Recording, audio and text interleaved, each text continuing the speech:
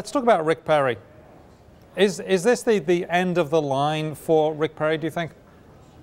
Well, who knows, but it certainly, he really needs to perform here. He's got an event at noon at a barbecue restaurant here in Columbia, and I think he's hoping that he can get some of his momentum back, but hard to say. Momentum is not what he had in New Hampshire, largely because he decided not to play there, but he still got a percentage vote. Maybe it would have been better for him not to have been on the slate at all, because that tiny vote it just looks like an anomaly. Do you think that dogs him? Do you think other voters say, well, hey, he did so badly in New Hampshire that really we just can write him off?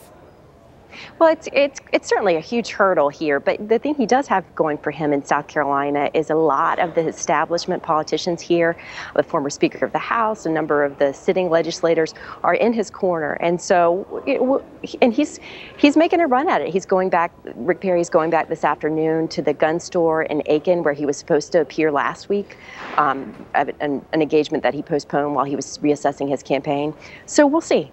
We'll see. Now, the religion side of things, this will be really one of his strong areas. How will that play? How will that be an advantage for him versus, say, a Mitt Romney or a John Huntsman? Well, I think it'll be an advantage for him because he's culturally familiar here and he speaks the language. But I'd point out, I'm here at the State House this morning, and I talked to a number of legislators already who are Mitt Romney fans, and they said, look, we're not seating the upstate of the state, which is where the bulk of the evangelical vote is. So I think that there's going to be a real scrum for that vote. And some legislators also told me that Newt Gingrich is actually speaking at some black churches here in Columbia and down in Charleston. So I think you'll hear a lot about the Christian vote here in South Carolina. Do you think, speaking of the black churches, do you think we see a racially divided vote among the candidates, or is it's going to be spread pretty evenly? What are you seeing? Well, the Republican base here is predominantly white, and so I think it'll be a fairly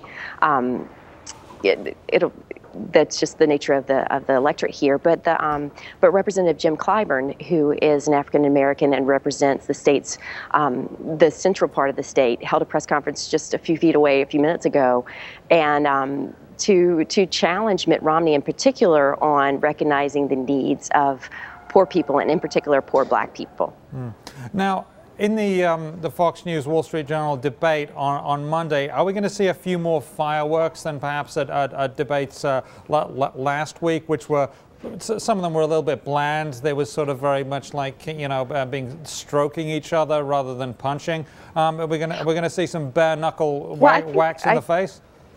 Well, I think so. And South Carolina tends to bring that element out in politics. I mean, you hear people say it all the time, but remember, this is an ornery state. It's a state that fired on the federal government. There's a nature of the political game here which is very kind of in your face. And so I think, yes, a lot of people are anticipating that the debate on Monday in Myrtle Beach will be really one to watch. Okay, are we talking Houses of Parliament in the UK sort of debate, sort of a lot of maybe not expletives, but a lot of zingers flying across, a lot of real blasts like that? Is that what you think?